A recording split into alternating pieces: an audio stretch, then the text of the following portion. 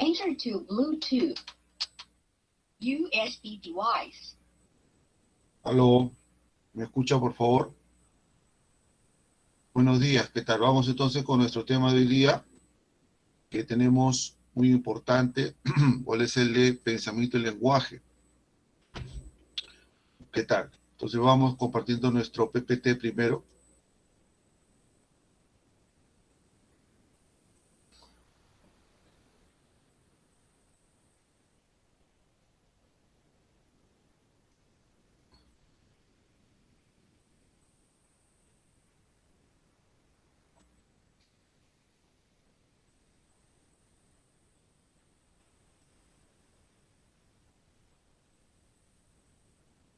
Entonces vamos al tema de pensamiento y lenguaje.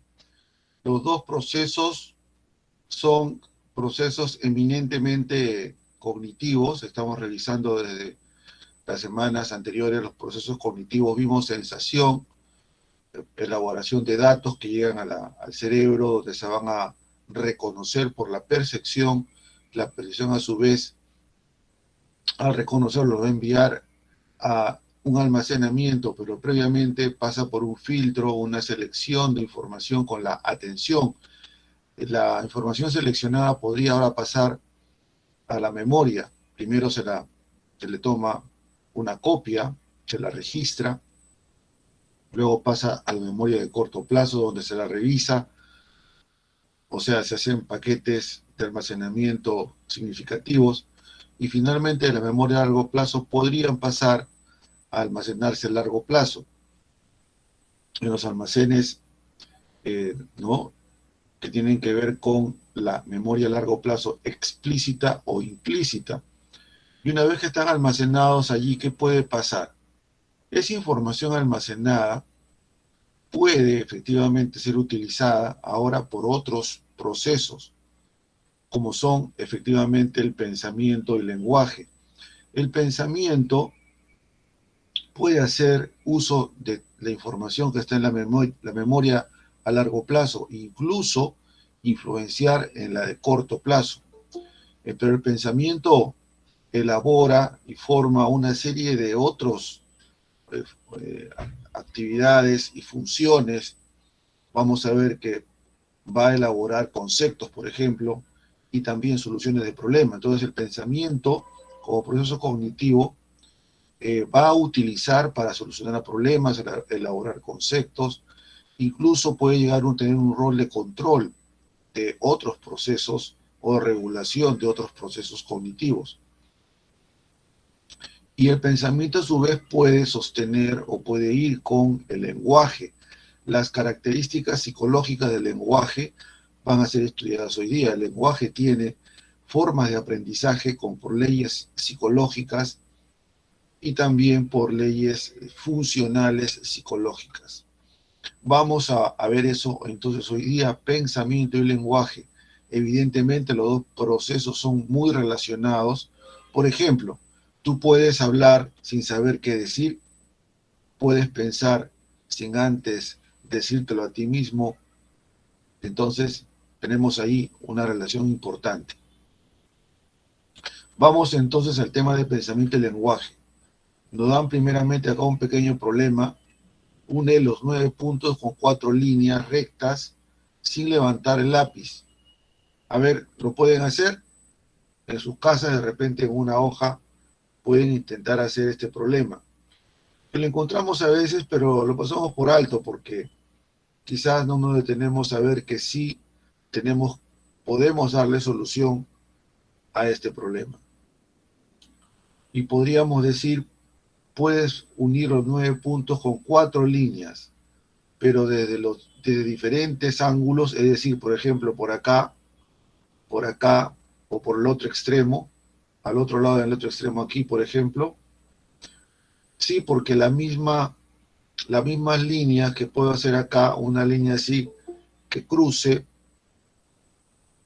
que baje luego acá, en este lado, hasta aquí, hasta la altura de acá, y luego hace una línea aquí, y luego sube, estaríamos uniendo, ¿no?, las líneas sin levantar el lápiz. Primero una aquí, hasta el otro extremo, luego baja por este lado izquierdo hasta la altura de acá, luego sube, estas dos líneas son marcadas, y luego de acá se va nuevamente hacia arriba, por decirlo hacia la izquierda, y cumplimos la solución del problema. Pero ¿cómo damos solución al problema? Nos lo imaginamos, nos anticipamos, incluso podríamos hacer unos pequeños trazos, luego al no lograrlo al inicio podríamos hacer comparaciones y finalmente encontrar la solución. Entonces hay formas de darle solución a los problemas. Y es evidente que ahí tenemos al pensamiento que está elaborando esa solución. Esta es la solución entonces que teníamos que encontrar. El pensamiento está acá expresándose en términos de solución de problemas. Entonces vamos a ver ahora los diferentes puntos que vamos a desarrollar para dar cuenta de estos dos procesos complejos, pensamiento y lenguaje. Vamos a ver la definición de pensamiento, sus funciones, el tema de la creatividad muy relacionado al pensamiento, y algunos lo llaman pensamiento creativo, pero tiene entonces sus propias características, la creatividad muy vinculada al pensamiento. Y luego el lenguaje lo vamos a abordar desde dos puntos de vista. En términos de su adquisición, o sea, cómo se aprende el lenguaje, su adquisición, cómo lo adquirimos o aprendemos, y el segundo punto de vista es en términos evolutivos o del desarrollo o las etapas del desarrollo del lenguaje. Vamos a eso entonces, comencemos con el concepto de pensamiento. ¿Qué es el pensamiento? Efectivamente, no podemos ver el pensamiento, no podemos sí encontrar sus manifestaciones y a través de ellas tener un conocimiento de lo que es. Entonces, el pensamiento son símbolos, simbolizamos el mundo. Un símbolo es lo que toma las veces de otra cosa. No, puedo decir, por ejemplo, el fondo de este PPT es blanco, pero también puedo decir, tu pensamiento es como el color blanco cuando piensas en algo bonito, en algo pacífico. ¿Cómo puedo simbolizar la paz, por lo tanto? ¿Cómo puedo simbolizar la paz? La puedo simbolizar con el color blanco o con una paloma blanca de la paz. La paloma blanca y el color blanco no son la paz, pero mi pensamiento puede representar a través del color blanco la paz.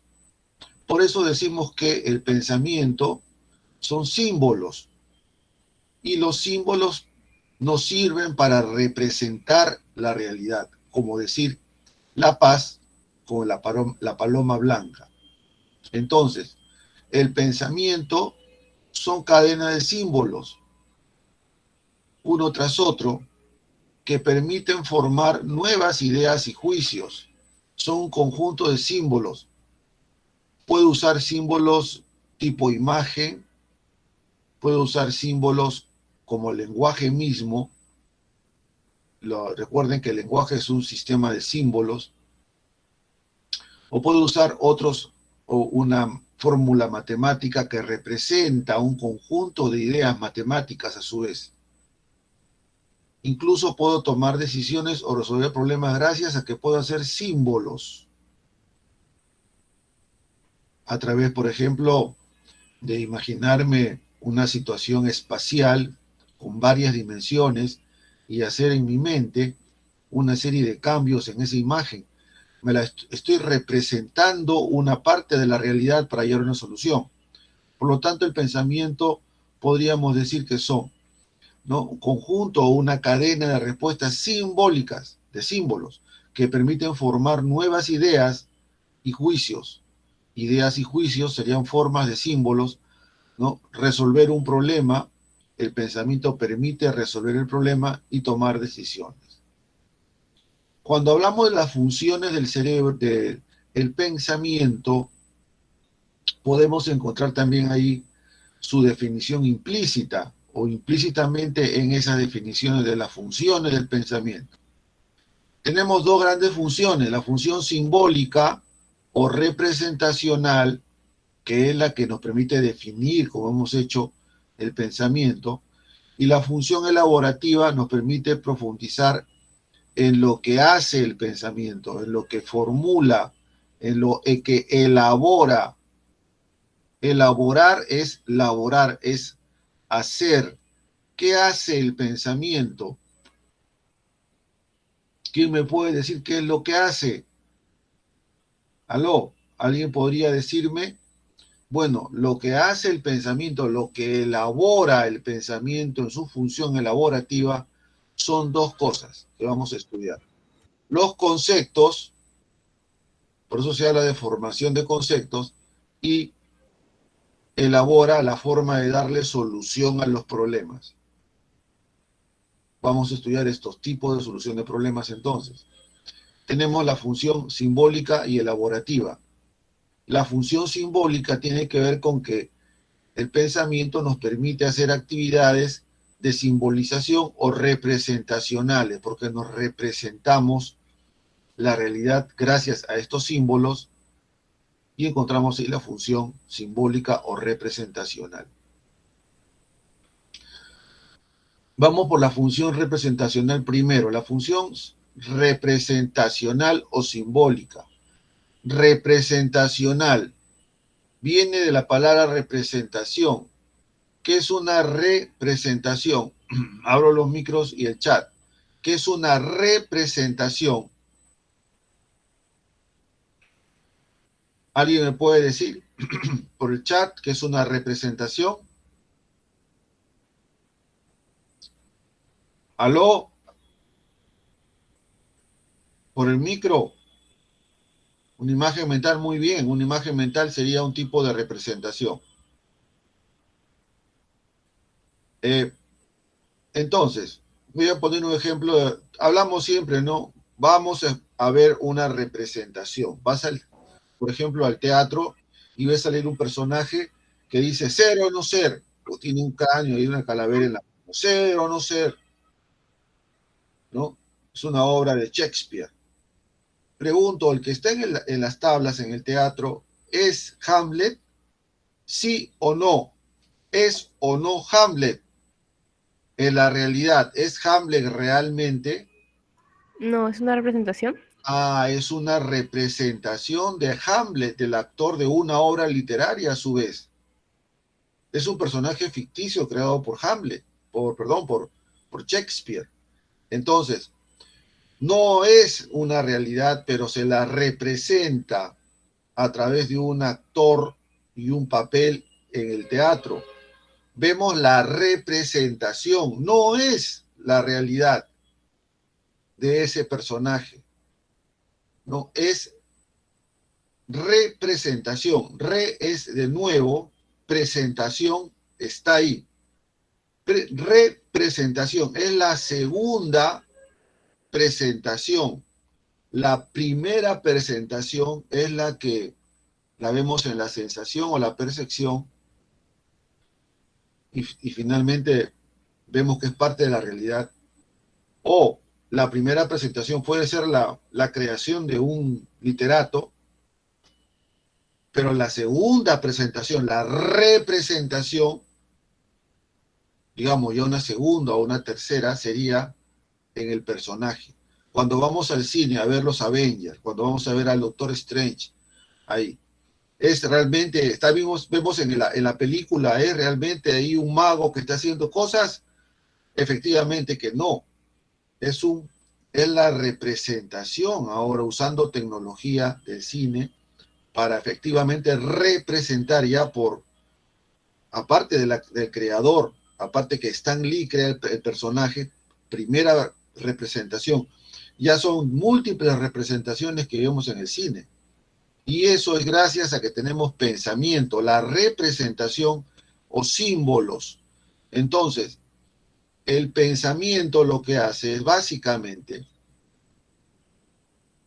Es reemplaza o representa los objetos, puede ser una bicicleta con una imagen, con la palabra bicicleta o por el símbolo, dos rueditas y timón, símbolo bicicleta. Eso es lo que hace el pensamiento, hace reemplazamientos o representaciones de los objetos de la realidad. Por ejemplo, en el lenguaje tenemos cada palabra sería una representación, como por ejemplo la palabra pensamiento mismo. Esto no es pensamiento, es la palabra pensamiento, pero podemos hablar de esta porque la representamos con el lenguaje. Y todo símbolo tiene significado y significante. Por ejemplo, en el lenguaje, el signo o significado es el concepto, es digamos, la parte abstracta. Bicicleta, significado, bicicleta. Hay diferentes tipos de bicicleta, pero tenemos una forma de significado, el símbolo o concepto bicicleta. Aquí y en la China sabemos lo que es una bicicleta. Y el significante es la forma en que hacemos realidad a través de qué símbolo, por ejemplo, puede ser el lenguaje, la palabra bicicleta, exactamente la palabra bicicleta, acá en rojo, es la forma en que, ¿no?, significamos o es el significante del concepto bicicleta. El significante entonces puede ser una palabra, una imagen que da que, digamos, es la envoltura física del concepto bicicleta, que es el significado. Entonces, todo símbolo será una idea o concepto, significado, y la forma en presentarlo será el significante. Puedo decir bicicleta en inglés, esa será el significante, otro significante de bicicleta. ¿Cómo se dice bicicleta en chino mandarín? No lo sé, pero ese sería el significante o un significante de bicicleta. Por lo tanto, el significado de bicicleta no cambia, es muy permanente, o bastante permanente, en el concepto de bicicleta. Bicicleta futurista, ya ahí podríamos ir cambiando un poco el significado, pero guardará mucha similitud como la actual en el futuro, si mientras la sigamos llamando bicicleta. El signo lingüístico no es más que una representación, el signo es el significado de la realidad a través de un elemento que la sustituye. El elemento que la sustituye es la palabra, el significante, palabra, bicicleta, o inglés, o en chino mandarín, bicicleta, significante. ¿Cuándo comienza las representaciones o cuándo aparece la función representacional o simbólica en el hombre? Bueno, es un autor, un psicólogo del siglo XX, Jean Piaget, quien descubre cuándo comienza, y de ahí su importancia, y por eso se lo cita y se lo presenta aquí en el PPT. Jean Piaget descubre por primera vez, ¿no?, cuándo comienza a formarse las representaciones humanas. Él le llama función simbólica. La función simbólica o representaciones o representacional del ser humano comienzan a partir de la imitación diferida. Luego pasan a la imagen mental, luego al juego simbólico, para pasar a la imagen gráfica y terminar en el lenguaje. Comienza con la imitación diferida, termina en el lenguaje. El largo camino de los niños para dominar y para comprender y dominar una de las más importantes representaciones o funciones simbólicas del hombre, el lenguaje. No cae del cielo, no aparece de la nada o espontáneamente, no. Hay un largo camino desde la imitación diferida para llegar a dominar el lenguaje. Entonces, la imitación diferida es cuando el niño imita al modelo sin tenerlo, ¿no?, frente a él, sin percibirlo. Aquí la niña ya no está viendo a su mamá que se pone el zapato. La niña inquieta coge uno de sus zapatos de su mamá y ella se lo pone, imitándola. No está viendo a su mamá y los zapatos no sustituyen al modelo que imita.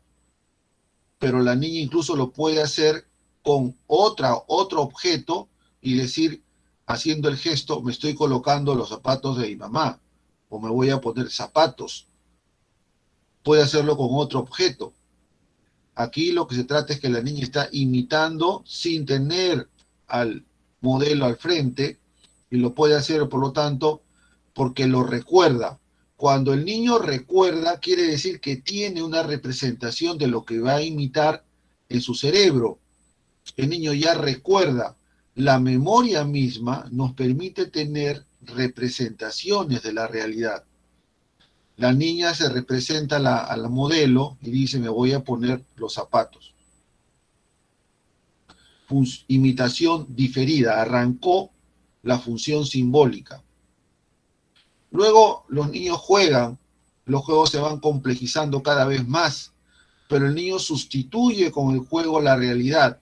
Es sumamente importante el juego como función simbólica. Niño que no juega, mal presagio de su desarrollo cognitivo, de su desarrollo simbólico en particular.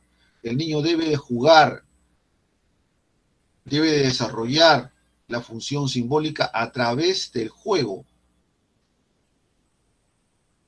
Pero luego vamos a ver que los niños también se imaginan, pueden hacer imágenes de la realidad. La imagen mental es como, por ejemplo, imagínate tú que estás caminando por la playa, ahorita acá hace frío, caminas por la playa pero hace sol. Imagínate que caminas por la playa con sol, ¿no? Un sol esplendoroso, caminas por la orilla del mar, ¿no? Gozando de los rayos del sol y de el agua del mar en tus pies. ¿Te puedes imaginar eso, sí o no? Obviamente que te lo puedes imaginar, o lo puedes soñar. Los niños ya sueñan, ¿no? 4 o 5 años, lo vemos cuando duermen, mueven rápidamente sus ojos, cerrados obviamente, moviéndolos, porque están viendo imágenes, escuchando cosas, imágenes auditivas, incluso viendo imágenes en color y en movimiento, un sueño o incluso una pesadilla, que son formados por imágenes mentales. El niño también ya comienza poco después a hacer dibujos, primero monigotes, como los que están acá, para ir complejizando sus dibujos. Muestra de que va desarrollando su función simbólica. Cuando un niño se dibuja a sí mismo, a su familia, representa con ese dibujo a la familia. Es una representación de la familia. Por eso cuando alguno de los padres no está lo dibuja en la casa porque viaja, el niño lo dibuja separado o alejado de él o de los miembros que están junto a él. Sencillamente está representando a la realidad, no hay ningún problema. El niño simplemente representa su realidad. Y finalmente, después de este recorrido, llega el niño al lenguaje. Vamos a ver que primero lo que hace el niño es, en un proceso llamado de etapa del desarrollo, ¿no?, prelingüística, durante el primer año de vida, ¿no?, a veces se alarga un poquito más, donde el niño utiliza los sonidos que puede hacer con su aparato fonoarticulatorio desde el llanto hasta la primera palabra, para luego pasar ya al desarrollo del lenguaje propiamente dicho. ¿Qué forma, qué es la función elaborativa? ¿Qué es lo que elabora el pensamiento? Decíamos. ¿Quién me dice qué es lo primero que elabora o hace el pensamiento? Aló. Decíamos, forma conceptos. Son elementos abstractos, solamente existen en nuestro pensamiento, pero eso es lo que elabora justamente el pensamiento, el pensamiento humano, conceptos. El pensamiento está formado por conceptos. Entonces, ¿qué es un concepto? Son clasificaciones o grupos categorías que hacemos de la realidad, donde podemos incluir diferentes elementos de la realidad misma. Por ejemplo, ¿qué debe tener concepto? ¿Qué debe tener algo de la realidad para que sea considerado un ave? Ave, concepto ave. A ver, por el chat o por el micro, ¿qué debe tener un objeto para que yo diga es un ave? Aló, me pueden poner en el chat. Concepto ave, alas, muy bien. Debe tener alas. ¿Qué más? Pico. Pico, muy bien. Entonces, muchos van a decir las otras partes que vemos de un ave. La pregunta es, ¿por qué, por ejemplo, los niños confunden cuando ven el pingüino y dicen, y dudan, o dicen que no lo es? El pingüino tiene alas, pero no le sirve para volar. Características en común de un ave es que tenga alas, pero el pingüino no tiene alas para volar, las tiene para nadar. Si un ave debe, para que sea eso, un ave, debe tener, ¿no es cierto?, alas, pregunto. Entonces, ¿por qué los murciélagos no son un ave? Los murciélagos tienen alas.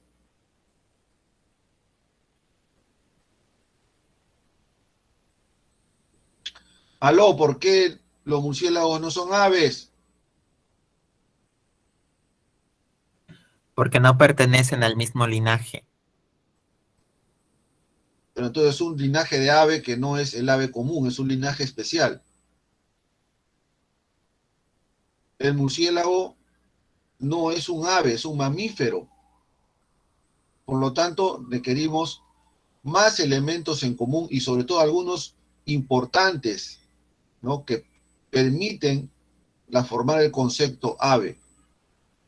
El ornitorrinco tiene pico, ¿es un ave o no? Aló, el ornitorrinco no es un ave. ¿Pero por qué tiene pico? ¿Por qué tiene patas como de pato? ¿Y por qué se parece a un pato? ¿Y por qué pone huevos como un pato? Pero finalmente les da de lactar. Por lo tanto, La el evolución ornitorrinco no convergente. es un ave. Cuando se descubren estos animales, aunque ustedes no lo crean, hubieron congresos para definir qué eran. Algunos negaban su existencia. Algunos científicos de esos tiempos decían de que era un engaño, que era una combinación maléfica de especies por el hombre, que eso debería de prohibirse. No concebían una especie diferente a las que se habían descubierto. Tuvo el Congreso que definir, ¿no?, qué tipo de animal era, incluso encontrar una subespecies o otras categorías dentro de un concepto mayor. Es un animal que no se parece del todo al mamífero común, pero es mamífero. Entonces, como ven, no es tan sencillo muchas veces encontrar qué concepto es. El concepto, por ejemplo, ave. Entonces, formamos conceptos, incluso conceptos científicos. Entonces, ¿cuál es la figura geométrica? Igualmente sabemos que estas tres, ¿no? Pero, ¿cómo lo formamos los conceptos? Y en el examen viene no solamente lo que es un concepto, sino también que es una representación. Dice, para almacenar la cantidad, ¿no?, tremenda de objetos de la realidad, lo que hacemos es las características comunes, las vamos a extraer en conceptos, o sea, hacemos una representación a partir de las características comunes, ¿no?, de los objetos o sucesos incluso, por ejemplo, emociones, sentimientos, moral, la ética, son representaciones de representaciones, la ética. Entonces, hacemos representaciones, formamos conceptos. Pero hablemos de conceptos muy elementales, muy concretos. Formamos conceptos, ¿de qué manera? Y esto viene en el examen también. Son tres. Voy a poner un ejemplo rápidamente, que es de la vida real. Mi sobrina, cuando tenía 10 años, era digamos, muy introvertida y solo paraba en su casa. Entonces su tía le dice, vamos a comprar al mercado, porque ella incluso no iba al mercado, la lleva, ¿no? Y en el mercado le dice, ve a buscar, hija, las frutas, y también no te olvides de comprar el kiwi para tu hermanito para prepararle sus jugos, ¿no? Su hermanito menor. Entonces la niña comienza a buscar en el mercado por primera vez el kiwi. Ella no sabía cómo es un kiwi, ni siquiera sabía qué era un kiwi. Había escuchado solo la palabra, entonces, o probado en un jugo. Comienza a buscarlo, pasa por lugares donde le dicen, tengo el betún kiwi, tengo un objeto llamado kiwi, hasta que finalmente sabía que era una fruta. Va a la frutería y pregunta, ¿me da un kiwi? Pero ella no decía cuántos, estaban sus narices, no los veía, así que la frutera le pone en su mano, ¿cuántos quieres? Le pone el kiwi en su mano y ella dice, ¿qué? ¿Esto es un kiwi? Dice ella para sí misma, esto es un kiwi, no puede ser. Se cuestiona internamente, pero esto es una papita. Y como veía que no decía nada, la frutera le parte en dos el kiwi y se lo vuelve a poner en la mano. Ya pues, hijita, le dice la frutera, ¿cuántos quieres? Si puedes probarlo si gustas. Ella prueba el kiwi y dice, pero no es papa, no es tampoco una paltita, no se parece al limón. ¿Pero qué es? Ah, es un kiwi. Pregunto, ¿en qué nivel estamos? ¿Observación de objetos, identificación o síntesis? En la observación del objeto que hace por primera vez la persona que no conoce qué es el kiwi, hace una observación del objeto y sus características, la extensión. Cuando comienza a decir, esto no es una papa, no es una paltita, no es un limón, no es algo parecido, comienza a hacer una intención identificando características en común o esenciales del objeto. Ya avanzó de la observación a la identificación de características o intención.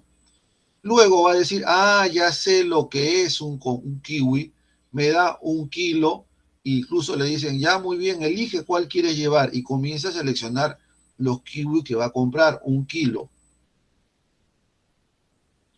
Luego incluso podrá hacer postres de kiwi, porque ya tiene el concepto de lo mismo que en un inicio no reconocía. Tuvo que formar el concepto, que es una fruta, pero diferente a la que conocía, un tipo de fruta llamado kiwi. Por eso los niños pequeños también se confunden de la pera con la manzana, hasta que forman los conceptos, los subtipos de frutas. Función elaborativa, conceptos. Segunda parte, ¿qué otra cosa forma el pensamiento? Forma o elabora estrategias de solución de problemas. ¿Cuáles son esas estrategias? Ensayo y error, recuperación de la información, algoritmo y heurística. Hay primeramente pensamiento que soluciona problemas, se le llama pensamiento dirigido a la solución de problemas o pensamiento dirigido. Primeramente tenemos que reconocer el problema, condición inicial, ¿qué sucede acá? Por ejemplo. 2, tomar decisión, a ver, ya, esto sucede. Y 3, lo que hay que hacer es lo siguiente, solución de problemas, logro. Y primero veo la condición, ¿no? Tomo decisiones y luego asumo la decisión más cercana a la solución. Es un proceso de pensamiento dirigido o solución de problemas. Pero la forma de darle solución al problema más específica también lo realiza el pensamiento. Puede ser por ensayo y error y lo que hemos mencionado.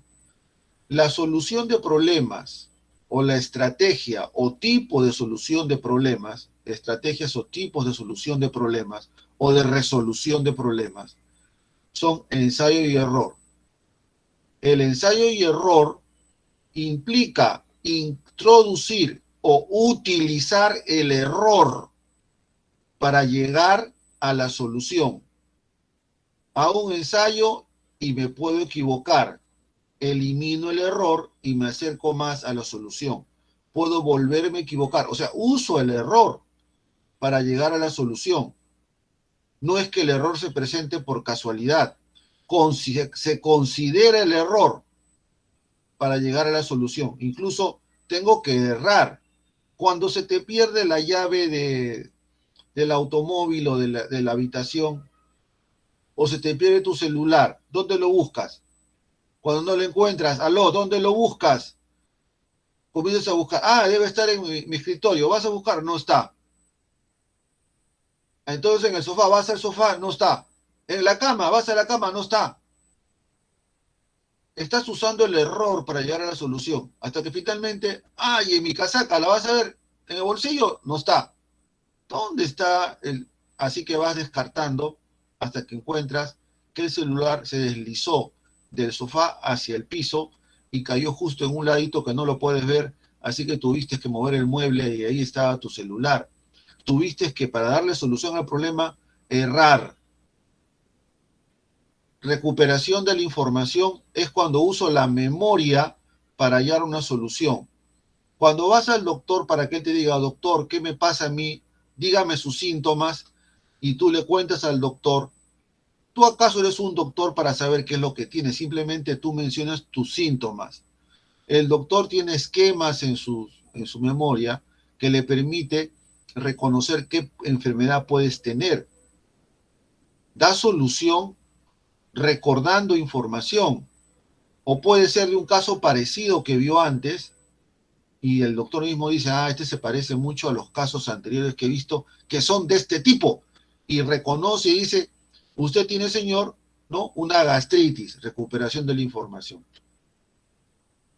Entonces, la mayoría de soluciones, por ejemplo, para dar el examen, ¿qué usamos? ¿Ensayo y error o recuperación de la información? Ahora sí escucho por el micro. ¿Recuperación de la información? Recuperación. Que si solucionas el examen por ensayo y error, tienes que esperar, pues, hijito, ¿cuántos años para saber si has, ¿no? Saber que tienes, esperar que llegue las soluciones para saber. No, tú en el examen recuperas información de tu memoria porque has aprendido para dar solución. Pero también puedes usar la solución de problemas tipo algoritmo. El algoritmo es una fórmula, viene de las matemáticas, ¿no? Entonces, aplico una fórmula y sigo los pasos sistemáticos que indica la fórmula, si no, no llego a la solución. Aplicando la fórmula, que pueden ser fórmulas, por ejemplo, muy sencillas, como seguir, por ejemplo, para preparar un rico postre limeño, debo de seguir la fórmula pequeñita, pero fórmula, porque la sigo paso a paso para llegar al final, que es terminar el plato, que es una receta de cocina. No tiene por qué ser matemáticas, puede ser de la vida real, concreta, un conjunto de pasos que me lleva a una solución. Sigo paso a paso y llego a la solución. Eso es un algoritmo. Heurística significa descubrir encontrando alternativas diferentes a las que habían antes. En la contienda de ajedrez, el jugador descubre que puede darle mate a su contrincante, pero luego se pregunta, si el contrincante me adivina la jugada, puede darme la contra y me va a mí a hacer jaque mate. Pero si le doy una variante, hago primero esta jugada y luego la otra, no se va a dar cuenta. Y allí encontró la heurística, una forma diferente de presentar lo mismo para llegar a la solución. Lo logra y gana la partida. Descubrió una forma diferente, algunos le dicen un atajo, o sea, una forma diferente para llegar a la solución. Entonces se descubre formas alternativas a las soluciones de problemas que tienen que darse. ¿Qué es la creatividad? La creatividad es cuando se forma algo nuevo. Ojo, ser creativo es hacer cosas nuevas, no es reformularlas. Reformularlas es heurístico, lo has reformulado, es lo mismo, pero reformulado. Es heurístico. Creatividad implica novedad, es nuevo. Es creativo cuando haces algo nuevo. ¿Y qué tipo de pensamientos utiliza para hacer cosas nuevas? Objetos, pero también pensamientos, por ejemplo, una teoría científica. Y la creatividad, para que sea tal, o sea, creativo, no solo tiene que ser nuevo, también tiene que ser útil. Hay muchas cosas que se crean, pero no son muy útiles o inútiles. Hay centenares de inventos nuevos, evidentemente, pero que no sirven para nada o sirven de muy poco. Por lo tanto, no son creativos porque tienen que ser útiles para la sociedad, para las personas, etc. Pero ¿qué entonces pensamiento usamos para ser creativos? Hay dos teorías. La teoría del pensamiento, de los tipos de pensamiento de Guilford y por otro lado de Bono. Los dos plantean lo mismo con diferente nombre, pero son teorías diferentes que coinciden. Entonces, el pensamiento puede ser, según Guilford, convergente y divergente. ¿Cuál de los dos es el pensamiento creativo o que está en el pensamiento creativo? El que está acá en amarillo, el divergente. Divergente. Y según Bono, otro autor, ¿cuál es el pensamiento que acompaña a la creatividad? El lateral, el pensamiento lateral.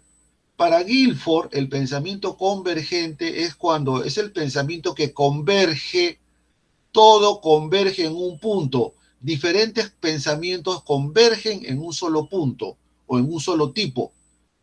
Por lo tanto, es el pensamiento lineal, vertical. Es lo que comúnmente hacemos. Solo hay una manera de dictar clases, solo una manera de escucharlas, solo una manera de entrar a internet. Es convergente. Si no converges en eso, no puedes ingresar a la clase. Por lo tanto, el pensamiento creativo es divergente. Se usan diferentes posibilidades, o mejor dicho, se toman en cuenta diferentes posibilidades. Y mire, quien hace malabares para ingresar a clases de repente no ingresa porque la computadora está hecha de forma muy convergente, pero el creador tiene un pensamiento divergente, busca lugares donde nadie va, investiga donde nadie investiga y hace creatividades, por lo tanto. Lo mismo pasa con el pensamiento de Bono. De Bono dice que el pensamiento vertical también es es así, directo a un solo punto, descarta posibilidades para solo quedarse con uno, pensamiento vertical, muy parecido al convergente. Y el pensamiento lateral quiere decir que se toma en cuenta lo que está al lado, lateral al lado, no solamente lo que se propone, sino las posibilidades que están al lado. El pensamiento creador no solamente utiliza lo que se propone formalmente, sino va a los lados, buscando alternativas, modificándolas o cambiando. La combinación o la presentación de alternativas puede llevar a la posibilidad de encontrar algo novedoso a través del pensamiento lateral. Por lo tanto, esto es el pensamiento creativo o creatividad según nuestro examen para esta semana. Vamos al lenguaje. Vamos a estudiar el lenguaje de dos formas. Las variables para aprenderlo, variables de maduración y variables de adquisición o lenguaje. Son entonces, el lenguaje lo adquirimos o lo aprendemos a través de dos variables, maduracionales o de crecimiento y de aprendizaje. Luego vamos a ver el desarrollo del lenguaje.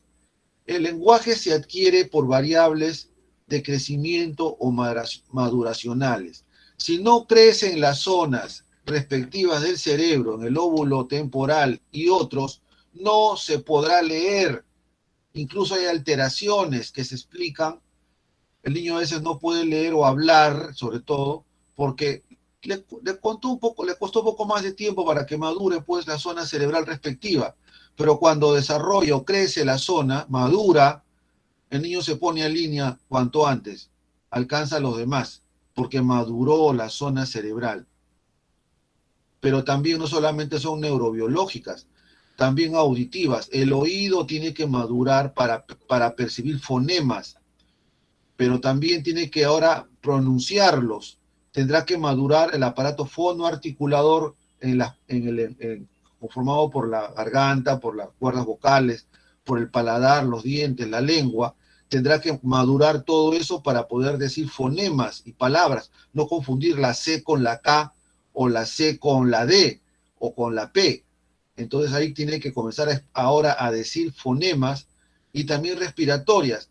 ¿Por qué los niños se atragantan con su propia saliva o se atoran solitos mientras duermen?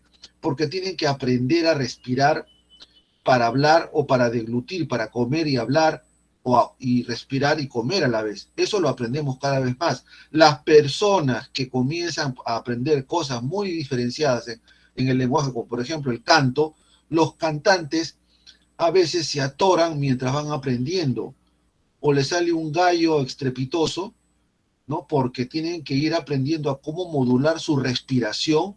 No es que le haya salido el gallo porque no pueden cantar, le tienen que desarrollar la función respiratoria más de lo común para poder dar el tono de do justo. Si no desarrollas una caja resonadora, no lo usas adecuadamente, las cajas resonadoras que hay en los fondos articulatorios, incluido el pecho, no podrás decir do musicalmente. Eso tiene que pasar un proceso que amplifica o mejora el crecimiento que ya teníamos previamente. Por ejemplo, para que veamos que incluso de adultos podríamos comportarnos en el lenguaje como un niño cuando nos atoramos a querer cantar. O, en este caso, un gallo, ¿no? Esos que se llaman gallos, entre comillas, ¿no? El lenguaje lo aprendemos utilizando todos los tipos de aprendizaje que existen. Existen aprendizajes por condicionamiento, clásico y operante. Por imitación, aquí estarían estos tres primeros, los aprendizajes conductuales. Pero también aprendemos por todos los aprendizajes cognitivos, significativos, ¿no? Pero también por descubrimiento. Por ejemplo, aquí la señora le dice al niño que de repente está tardando en decir S y escribirla. De repente es una profesora foniatra que dice, esto es S, así, pon tu... Aquí está usando el modelaje. El niño la ve y la imita. Aprendemos viendo a otros el lenguaje. Los niños necesitan escuchar y ver a otros. Por eso el niño tiene que escuchar a la madre. La madre hace bien hablarle a su niño. Y cuando, por ejemplo, el niño pide con gestos su biberón y aprende solamente a hacer gestos y a hacer pataletas para pedir biberón, hasta que un día la madre le dice, no, no te voy a dar hasta que me digas. El niño llora. Finalmente, por hambre, dice, eso, biberón, señala eso, y ahora deja, no, ¿cómo se llama? Ah, biberón, dice el niño, por fin dijo la palabra. Condicionamiento, los dos, clásico, eso es leche para tomar, biberón. Y operante, porque si lo dice, le da el biberón. Hemos aprendido la palabra por condicionamiento clásico y operante. Y también cognitivo. Ustedes aprenden cuando amplían su vocabulario, ese vocabulario se amplifica y en redes significativas del lenguaje y tienen más palabras. Le dan actividades o repasas y aprenden más palabras. Hay un aprendizaje cognitivo del lenguaje. En el desarrollo del lenguaje tenemos 4 etapas. La etapa prelingüística, ¿no? En esta primera gran etapa prelingüística y en la segunda etapa lingüística también tenemos subetapas.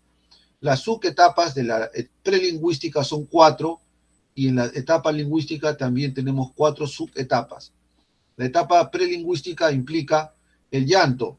El niño, por eso que la abuelita dice, escucha nomás el llanto y dice, el niño quiere comer, y la mamá primeriza dice, no, voy a ver, y sí tiene hambre, llanto. Gorgojeo, ahí hay una ejercitación del aparato fonoarticulatorio.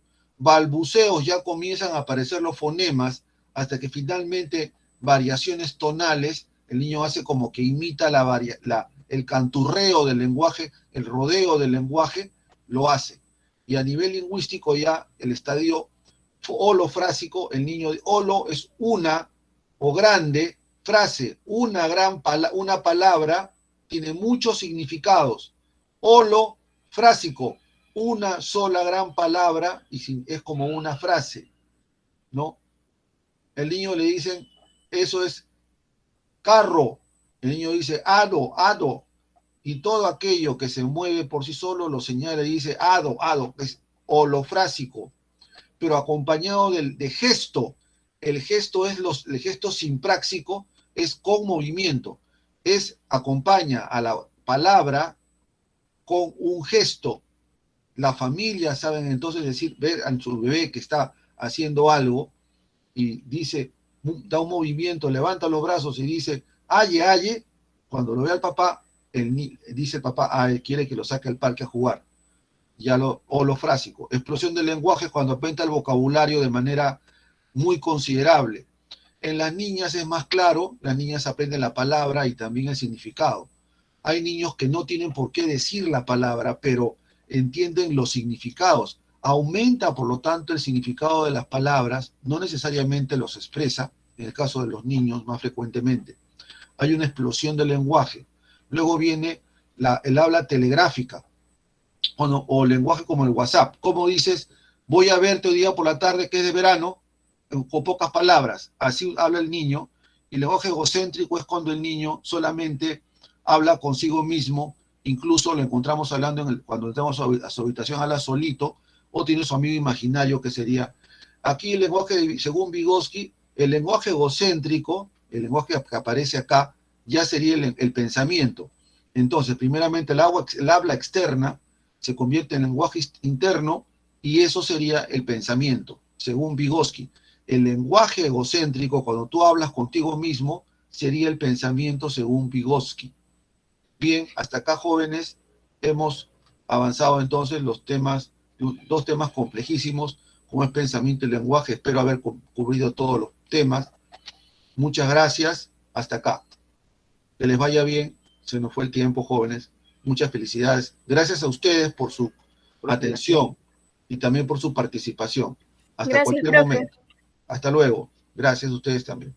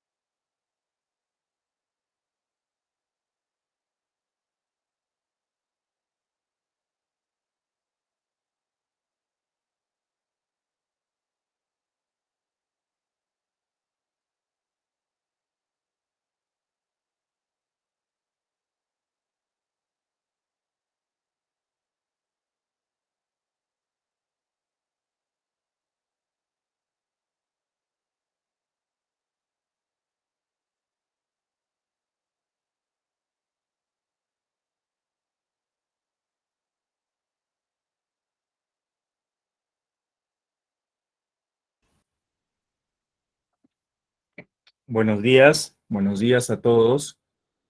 Vamos a comenzar nuestra clase de biología del día de hoy.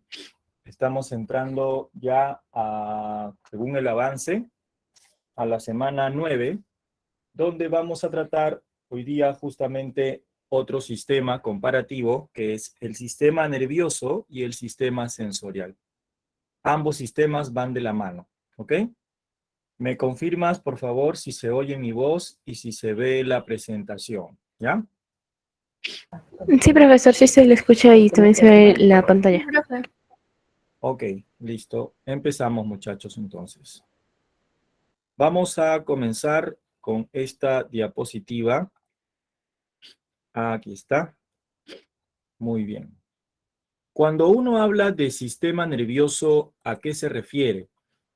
Ya ciertos conocimientos que ustedes tienen por la clase anterior del curso de psicología, ¿no? Más o menos ya saben cómo funciona nuestro sistema nervioso. El objetivo de esta clase es conocer un poco cómo es o cómo son las estructuras nerviosas de los diferentes grupos de animales, tanto invertebrados como vertebrados, y obviamente incluyendo al nuestro, ¿no? ¿De acuerdo? Bien. En el caso de biología, nosotros vamos a observar, vamos a conocer más o menos unos 5 tipos de sistema nervioso. El primero de ellos es el sistema nervioso que se denomina reticular, ¿no? Propio de algunos animalitos como las anémonas, ¿no? Los que pertenecen al filum Cnidario. Otro sistema nervioso es el sistema nervioso ganglionar, porque está formado por un conjunto de masas neuronales, que son llamados los ganglios nerviosos, presente, por ejemplo, en artrópodos, presente en anélidos, ¿no? Otro sistema nervioso es el sistema nervioso bilateral, ¿no? Otro sistema nervioso es el sistema nervioso radial, y otro más sería el que tenemos nosotros, los vertebrados, que es el sistema nervioso encefálico, ¿de acuerdo? Vamos a ver cada uno de ellos, ¿ya? Para empezar, ¿qué cosa es el sistema nervioso? El sistema nervioso está considerado como un conjunto de órganos que se encargan de responder a los estímulos, ¿no? Los cuales pueden ser externos o internos, ¿ya? Cuando nosotros, por ejemplo, vemos que cuando cruzamos la pista hay un camión con las luces bien altas, ¿no? Nos opaca un poco la visión y respondemos frente a ese estímulo parpadeando y tapándonos la vista para que no nos malogre la vista, ¿no? Esa es una respuesta a un estímulo, ¿no? Pero, ¿cómo así podemos responder a los estímulos? Lo que pasa es que hay un conjunto de órganos también que está ligado al sistema nervioso, que se llaman los órganos sensoriales, y todos ellos forman junto el sistema sensorial. El sistema sensorial se va a encargar de captar los estímulos del medio externo y transformarlos en impulsos nerviosos para que de esa manera ese estímulo que lo captaste y transformado en impulso nervioso llegue al sistema nervioso. Y en el sistema nervioso se procese la información. ¿Para qué? Para que puedas emitir o para que el organismo animal pueda emitir una respuesta. ¿De acuerdo? Bien. Vamos a ver aquí en esta imagen que existen unos animales que se denominan las esponjas, ¿no? Ellos pertenecen al filum Porifera o al filum Poríferos, ¿no?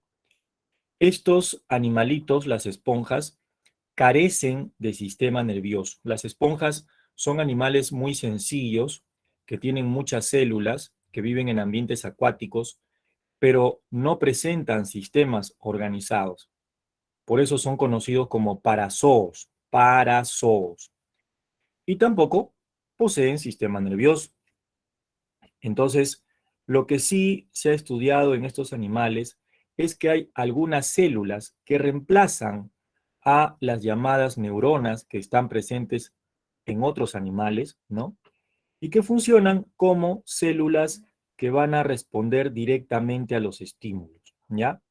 A esas células o a ese conjunto de células que poseen las esponjas se les conoce como efectores aislados, ¿no?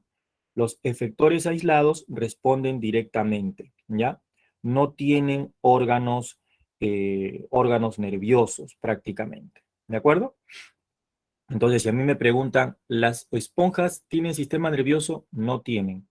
Entonces, ¿cómo responden a los estímulos? Mediante sus efectores aislados. Algunos piensan, algunos científicos creen de que los coanocitos o algunas otras células estén relacionadas con ese proceso, ¿ya? Bien. Ahora, en cuanto a los celenterios, ¿no? Los celenterios onidarios que le llamamos, por ejemplo, ¿ya? Los celenterios onidarios presentan un sistema nervioso llamado reticular. ¿Por qué se le llama reticular? Porque, como vemos aquí, como observamos acá, las células nerviosas que tienen, ¿no? Se agrupan formando como una especie de malla a lo largo de todo el cuerpo del animal. Por ejemplo, esto es una anémona, ¿de acuerdo? Tú sabes que aquí en este filum, en el filum nidaria, están las anémonas, las medusas, las hidras, ¿no es cierto? ¿Ya? Los nervios van a los tentáculos y a los ropalios. Tú dirás, bueno, acá puedo ver los tentáculos, profesor, pero los ropalios, ¿dónde están? Imagínate una medusa, ¿no? Que tiene la forma de una campana, ¿no?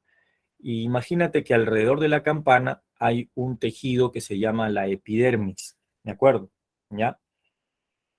En ese tejido llamado epidermis de la medusa, ¿no? O de los nidarios, vamos a encontrar un conjunto de celulitas, ¿no? Que se agrupan, ¿ya? Un conjunto de celulitas que se agrupan y forman una estructura que se llama el ropalio, ¿ya? El ropalio, ¿ya?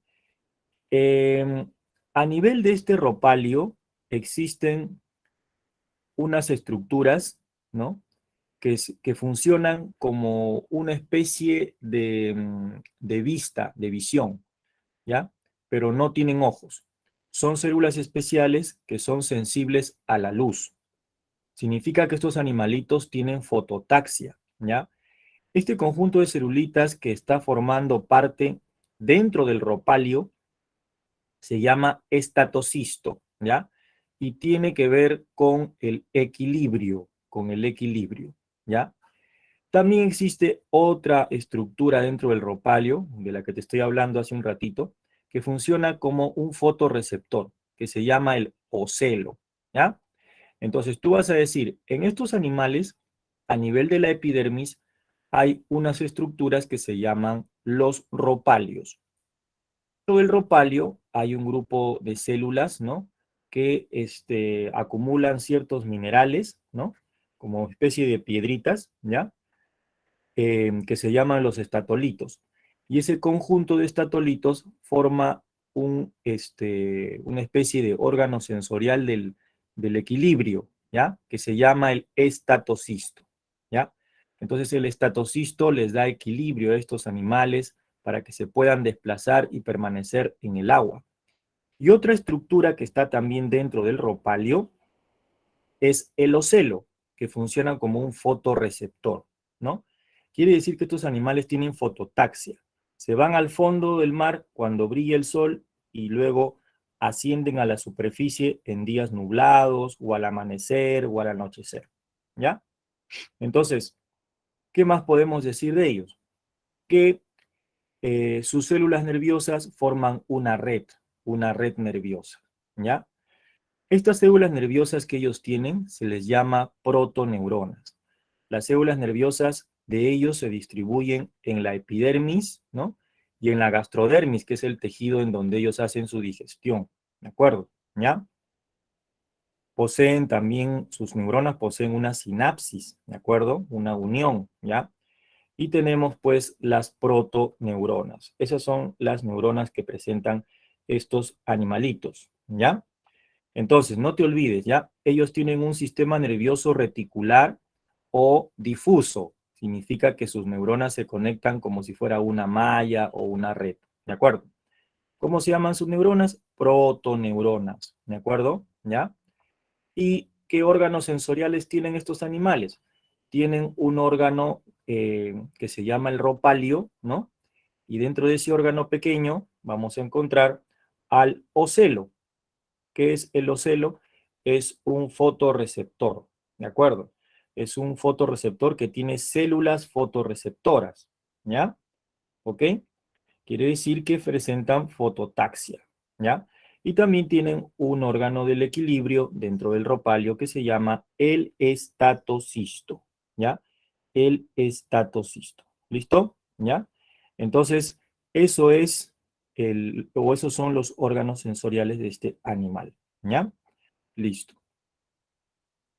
Pasamos al siguiente animal. Aquí tenemos una planaria. La planaria es un gusano aplanado que pertenece al filum Platelmintos, ¿ya? Este animalito, ¿qué cosa va a tener como sistema nervioso? La planaria tiene un sistema nervioso bilateral, ¿ya? En la parte de arriba de su cabecita, ¿ya? Vamos a encontrar solamente dos masas de ganglios nerviosos, ¿ya? Dos masas de ganglios nerviosos. ¿Qué significa esto? Que a partir de esos ganglios nerviosos que tiene la planaria en su cabecita, ¿ya? Van a salir dos cordones nerviosos longitudinales, ¿ya? Acá está un ganglio nervioso y acá hay otro, mira. Y de este ganglio nervioso está saliendo un cordón nervioso lateral y de este ganglio nervioso está saliendo otro cordón nervioso lateral. Y estos dos cordones nerviosos laterales se están comunicando con varios cordoncitos chiquitos que se llaman los cordones nerviosos transversales. ¿De acuerdo? ¿Ya? ¿Qué significa esto? Que este sistema nervioso da la impresión que tuviera la forma de una escalera en forma de cuerda. Por eso algunos le han llamado a este sistema nervioso escaleriforme. ¿De acuerdo? Escaleriforme. ¿Ya? Si a mí me preguntan qué sistema nervioso está presente en los platelmintos, en este caso en la planaria, específicamente en este gusano, entonces yo voy a decir, este sistema nervioso es un sistema nervioso escaleriforme o, como suelen conocerlo también, bilateral, ¿ya? Bilateral. ¿Por qué? Porque tiene dos nervios laterales que nacen de estos dos ganglios nerviosos. Ahora, algunos lo consideran como un sistema nervioso ganglionar, pero otros como un sistema nervioso ganglionar a medias porque tiene solamente dos ganglios nerviosos. En cambio, los otros animales que vamos a ver a continuación tienen mayor cantidad de ganglios, no solamente dos ganglios nerviosos, tienen una hilera y una masa de ganglios en todo su cuerpo, ¿ya? Pero esos son los anélidos, los artrópodos. Estamos acá, en este gusano de acá, ¿ok?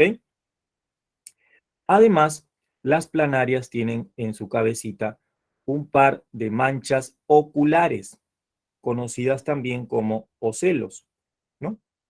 Igual que el nombre anterior. Estas manchas oculares son fotorreceptores. Su función es la orientación con respecto a la luz, ¿no? La mayoría son fototácticos negativos, o sea, una luz potente hace que el animalito se hunda y busque protección, porque estos animalitos viven en las lagunas, en agua dulce, ¿no? Debajo de las rocas, ¿de acuerdo? ¿Ya? Eh, entonces, su sistema nervioso sería escaleriforme, ¿no? O bilateral, ¿ya? No te olvides, posee un par nada más, un par de ganglios nerviosos. Algunos llaman a estos ganglios nerviosos ganglios cerebrales también, ¿ya? Y de los cuales parten estos dos nervios, ¿no? Estos nervios que están partiendo se conectan con varios cordones nerviosos transversales y luego el sistema nervioso se ramifica a todo el cuerpo del gusano, ¿ya? Siguiente, en el caso de por ejemplo, acá en los anélidos, ¿no? Los anélidos. Los anélidos son animalitos como la lombriz de tierra, ¿no? Que poseen un sistema nervioso ya de tipo ganglionar. Es decir, vamos a encontrar en ellos, ¿no? Gran cantidad de o masas de ganglios nerviosos distribuidos a lo largo de su cuerpo, ¿ya? Por ejemplo, en el caso de la lombriz de tierra, la lombriz de tierra tiene un ganglio nervioso, ¿no? En la parte superior de acá, de la zona de la cabecita, ¿no? Que le llaman el ganglio cerebral, ¿de acuerdo? Este ganglio cerebral se localiza sobre la faringe, ¿ya? Sobre la faringe, ¿de acuerdo? Por acá está la faringe, este ganglio cerebral se localiza sobre la faringe, ¿no? Esta es la faringe y acá está el ganglio cerebral. Y se comunica por un nervio, ¿no? Con el ganglio subfaringio, ¿no? Que está aquí abajo, ¿no? Acá está el ganglio de arriba, que se le llama el ganglio cerebroideo o ganglio cerebral, que se comunica con un nervio que es con el ganglio que está abajo, que se llama el ganglio subfaringio, ¿de acuerdo? Subfaringio, ¿ya? De ese ganglio subfaringio salen dos cordones nerviosos ventrales, de acá van a salir dos cordones nerviosos ventrales, o sea, en la zona ventral del cuerpo del gusano, ¿ya? Situados debajo de las capas musculares de la pared del cuerpo del gusano, porque el gusano tiene bastantes músculos que le permiten moverse, ¿de acuerdo? ¿Ya? Este ganglio, el ganglio subfaringio, que está debajo del ganglio cerebral, es el principal centro de control motor y de reflejos vitales y domina a los demás ganglios de la cadena. ¿Por qué dice eso, profe? Porque después del ganglio subfaringio vienen una cadena de ganglios pequeños que recorre todo el cuerpo del gusanito en la parte ventral, ¿no? Es como un trencito, ¿de acuerdo? Con bastantes vagones. Cada vagón es un ganglio nervioso. Pero estos son los dos principales ganglios. Mira, el ganglio cerebroideo y el otro que está acá abajo, que es el más importante, el ganglio subfaringio, ¿de acuerdo? ¿Ya? Entonces, ¿qué pasa aquí? Hay científicos que han comprobado que cuando se destruye o se extirpa el ganglio subfaringio, cesan todos los movimientos del gusano. El gusano no se puede mover, porque este ganglio subfaringio está conectado con estos ganglios ventrales que inervan los músculos del gusanito, ¿ya? Cuando se destruye el cerebrito o el ganglio cerebral de arriba, el control motor continúa, el gusano se sigue moviendo, ¿no? Aunque pierde un poco su habilidad para correlacionar el movimiento con las condiciones externas ambientales, ¿no? Pero de los dos ganglios, el más importante es este de acá. Entonces, ¿a qué conclusión llegamos? Que estos animalitos tienen dos masas de ganglios nerviosos principales. El ganglio cerebroideo o el ganglio cerebral que está acá arriba de la faringe y el ganglio subfaringio que es el más importante. Del ganglio subfaringio hay unos cordones nerviosos ventrales, un par de cordones nerviosos que conectan una masa de ganglios ventrales que recorren todo el cuerpo del gusano. Entonces, aquí que me pueden preguntar, ¿qué tipo de sistema nervioso tiene este animal? Tiene un sistema nervioso ganglionar, porque tiene una gran cantidad de ganglios nerviosos en todo su cuerpo, ¿ya? ¿Y qué órganos sensoriales tiene, profe? La lombriz de tierra, por ejemplo, aprovecha su piel, su tegumento, como fotorreceptor. En el tegumento tiene fotorreceptores, ¿no? Dispersos, situados en la parte interna de la epidermis, ¿ya? Y también tiene células sensoriales, tiene quimiorreceptores, ¿ya? Que están por fuera de la cutícula que cubre el cuerpo del gusanito también, ¿ok? Bien, entonces eso es en el caso, pues, de la lombriz de tierra, ¿no? ¿A qué filum pertenece la lombriz de tierra? Pertenece al filum Annelida.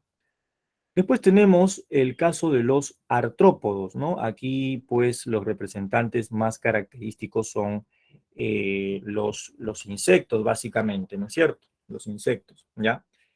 En el caso de los artrópodos, el sistema nervioso también es llamado ganglionar, pero su sistema nervioso tiene una ubicación ventral, hacia la parte del vientre, ¿de acuerdo? Formando una gran cadena de ganglios unidos por dos filamentos longitudinales, ¿no? Ellos también presentan un ganglio cerebral en la parte de la cabeza, ¿ya? Un ganglio cerebral, ¿ya? Solamente el ganglio cerebral está ubicado en la parte de arriba, en la zona dorsal, ¿no? Es como decirte a ti, ¿no? Tú te pones de boca abajo y tu pecho, tu estómago es la parte ventral y la parte de tu espalda es la zona dorsal. En ellos también, ¿no? La parte ventral, ¿no? Y la zona dorsal es la que está arriba, ¿ya? Entonces, estos animales presentan también una cadena, ¿no? ¿Una cadena de qué? De ganglios nerviosos, ¿no? Una cadena de ganglios nerviosos a lo largo de todo su cuerpo. Por lo tanto, nosotros vamos a decir que ellos también tienen, en este caso, un sistema nervioso de tipo ganglionar, ¿no? Inclusive, estos ganglios nerviosos que recorren todo su cuerpo, ¿no? Recorren el cuerpo del insecto en una zona que es la parte del tórax, ¿no? ¿no? Y la otra zona que es el abdomen, ¿no?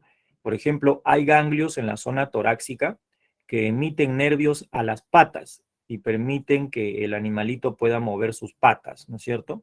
Otros ganglios de la zona abdominal se van y recorren toda la zona abdominal del insecto y inervan algunos órganos o vísceras como el sistema digestivo. Y en la parte superior, en la cabecita, también está el ganglio cerebral, del cual pues nacen nervios, ¿no? Que se proyectan hacia las antenas, hacia la cavidad bucal, ¿no? E inclusive los insectos presentan un par de ojos conocidos como los ojos compuestos, ¿ya? ¿Ok?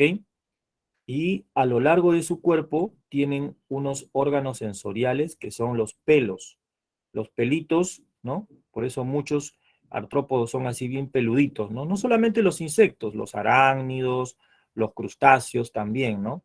Los pelitos le indican más que todo, digamos, el contacto o sea, el contacto de las superficies o de los objetos con los cuales se encuentran. Y pueden funcionar también como quimiorreceptores, ¿no? Como una especie de olfato, ¿no? Para ver, o para detectar, pues, sustancias químicas alrededor, ¿ya? Y también como una especie de tacto. Los pelitos se llaman sensilas, ¿ya? Son pelos que captan estímulos externos y pueden actuar como quimiorreceptores, ¿no? O sea, órganos que captan sustancias químicas del medio externo, ¿no? Algo así como una especie de sentido del gusto, y como mecanorreceptores, algo así como una especie de sentido del tacto, ¿de acuerdo? Por eso ellos también tienen movimientos muy rápidos, ¿no? Porque sus pelos le avisan, ¿no? Le avisan, ¿ya? Bien, entonces su sistema nervioso de ellos es ganglionar, ganglionar. Pasamos a otro tipo de animalitos invertebrados, ¿no? En este caso, por ejemplo, tenemos aquí una imagen de un caracol, ¿no? Los moluscos, ¿no? Los moluscos van a presentar un sistema nervioso conocido como el sistema nervioso triganglionar. ¿Qué significa triganglionar? Que tienen tres masas, ¿no? Tres masas de ganglios nerviosos principales. Eso significa que estas tres masas de ganglios nerviosos son las más importantes, o sea, las más conocidas. Pero también hay hay otro número, ¿no? De ganglios nerviosos que pueden tener estos animales, ¿ya?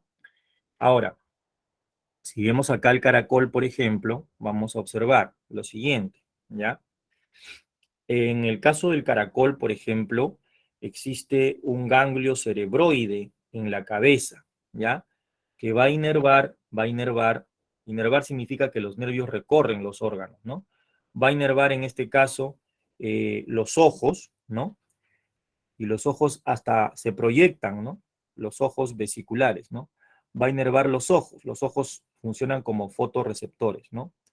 Ese ganglio nervioso, ese ganglio cerebroide que está en la cabecita, inerva o emite ramas hacia los ojos. Los ojos son así medio pedunculados, ¿no? Como que salen, ¿no? Puede sacar y puede meterlos. También inerva los tentáculos, ¿no? Sus tentaculitos. Y también inerva la cavidad bucal, ¿de acuerdo? ¿Ya? Ahora, también hay ganglios acá en la base de su pie, que se llama el ganglio pedial. Acá hay una masa de ganglios conocida como el ganglio pedial. Este ganglio pedial inerva los músculos del pie para que el animalito se pueda desplazar, ¿no? Después hay otra masa de ganglio, ¿ya? Que está ubicada más o menos en esta zona, no está dibujado acá, que se llama el ganglio pleural, ¿no? Que inerva la cavidad del manto. La cavidad del manto es una cavidad que se encuentra debajo por dentro, ¿no? Debajo de la conchuela, donde están todos los órganos del animalito, ¿ya? Y también tenemos, pues, algunas masas de ganglios que están por detrás en esta zona, que son los ganglios viscerales, ¿no? Que inervan las vísceras del cuerpo del animal.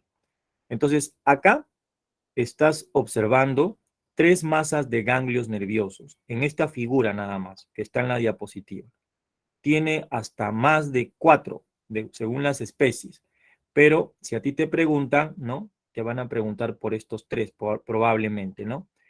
Por eso decimos que el caracol tiene un sistema nervioso triganglionar, ¿no? Con tres masas de ganglios bien marcadas. El ganglio cerebral, que es o ganglio cerebroide, el ganglio pedial y el ganglio que está acá, que es el ganglio visceral, ¿ya? Ahora, hay otras estructuras que funcionan como órganos sensoriales. Una que está cerca a la base del pie, que permite el equilibrio del animal y se llama estatocisto, ¿de acuerdo? Y la otra que está por acá, que se llama osfradio, ¿ya? El osfradio, que permite, es como un sentido del olfato que permite captar sustancias químicas. Es un quimioreceptor, ¿ya? Cuando ellos quieren alimentarse, utilizan su osfradio para poder oler, ¿de acuerdo? ¿Ya? Otros órganos sensoriales son los ojos que tienen ellos, ¿ya? Los ojos son capaces de distinguir cambios en la intensidad de luz, ¿ya? Porque tienen una lentecita. El osfradio, como te digo, es un quimioreceptor, detecta alimento también, ¿no? Y puede funcionar como un sentido del gusto también. Y los tentáculos que tienen estos animales, ¿no? Son órganos táctiles, son mecanorreceptores, ¿ya? Igual para otros moluscos cefalópodos, por ejemplo, como los calamares, ¿no? También hay ganglios nerviosos bien marcados, ¿no? El ganglio cerebral, el ganglio pedial y el ganglio visceral, ¿de acuerdo? ¿Ya? Bien, entonces, conclusión, ¿qué tipo de sistemas nerviosos o qué tipo de sistema nervioso tienen los moluscos? Un sistema nervioso ganglionar, ¿no? Sobre todo triganglionar, ¿ya? Bien. Después tenemos a las estrellas de mar, ¿no? Las estrellas de mar, ¿a qué filum pertenecen, muchachos? Las estrellas de mar pertenecen al filum Echinodermos, ¿no? Echinodermata, ¿no es cierto? Que significa animales con la piel o con el cuerpo espinoso, ¿no? Ahí están los erizos de mar, ¿no? Las estrellas de mar, los pepinos de mar, ¿de acuerdo? ¿No? Estos animalitos, las estrellas de mar que pertenecen a este filum Echinodermos, tienen un sistema nervioso que está conectado a un anillo central y que inerva los brazos, ¿no? A este sistema nervioso se le llama sistema nervioso radial, ¿no? Radial, porque presenta anillos nerviosos, ¿no? Alrededor de la boca y un nervio en cada brazo, ¿ya? Sistema nervioso radial, ¿ok? Entonces, esos son los sistemas nerviosos que hemos o que estamos visualizando acá en estas imágenes, ¿no? Anteriores, de los invertebrados, ¿no? Hemos visto el sistema nervioso bilateral de la planaria, el sistema nervioso ganglionar de los moluscos, de los anélidos, de los artrópodos. Hemos visto el sistema nervioso radial de la estrella de mar y también hemos visto el sistema nervioso difuso o reticular de los celenterios onidarios. Faltaría el sistema nervioso encefálico, ¿no es cierto? Que es un tipo de sistema nervioso, según la evolución, un poquito más complejo, ¿no? Que está presente justamente en los animales vertebrados, sobre todo. ¿Ya? ¿Ok? Bien. No sé si tienes alguna pregunta hasta acá para pasar a la siguiente diapositiva, ¿no? De repente por ahí, ¿no? Eh, Acá por ahí me están preguntando, las galletas de mar también son equinodermos. Bueno, sí, algunos animalitos que tienen esa forma, ¿no? También son considerados dentro del filum equinodermos, ¿no? ¿Ya? Bien. Profesor, Entonces, disculpe, sí. ¿cuál es la diferencia entre un ojo y un ocelo? En realidad, el ojo es un órgano que tiene capas, ¿no? Capas de tejido, como el nuestro, por ejemplo. Nosotros tenemos nuestra retina, nuestra coroides, nuestro iris, ¿no? Nuestra esclerótica. En cambio, el ocelo es como un ojo bien primitivo. No es exactamente un orificio, un órgano exacto. Es un conjunto de celulitas. Un ocelo puede estar formado por un conjunto de celulitas que se excitan frente a la luz y que funcionan como un fotorreceptor, nada más, ¿no? El caso, por ejemplo, de las medusas, el caso, por ejemplo, de las planarias, ellos tienen ocelos, ¿no? Pero no es un ojo como tal, ¿no? ¿De acuerdo? ¿Ya? Ya, ojo vemos, por ejemplo, en los insectos, ¿no? Ojos compuestos. Ahí, por ejemplo, hay lentes inclusive. Las unidades fotorreceptoras de los insectos que tienen en sus ojitos son los omatirios. Ahí hay bastantes tipos de células fotorreceptoras. Nosotros, por ejemplo, en los ojos nosotros tenemos unas células fotorreceptoras que se llaman los conos y bastones, ¿no? En la retina, que nos permiten diferenciar colores, ¿no? Y nos permiten ver durante el día y durante la noche. Pero en los animales invertebrados, ¿no? Según el grado evolutivo que tengan, ellos han desarrollado a tal punto cierta cantidad de celulitas que pueden ser sensibles a la luz nada más. O sea, captan sensaciones de luz intensa, ¿no? Y eso hace que el animalito de repente pues responda a ese estímulo y se vaya, ¿no? Como en el caso de las medusas, como en el caso de las planarias que son acuáticas. Pero de que vean o de que diferencien colores, no exactamente, ¿ya? Esa es la diferencia entre un ojo Gracias, normal profe. y un ocelo. Ok. Bien, continuamos muchachos entonces.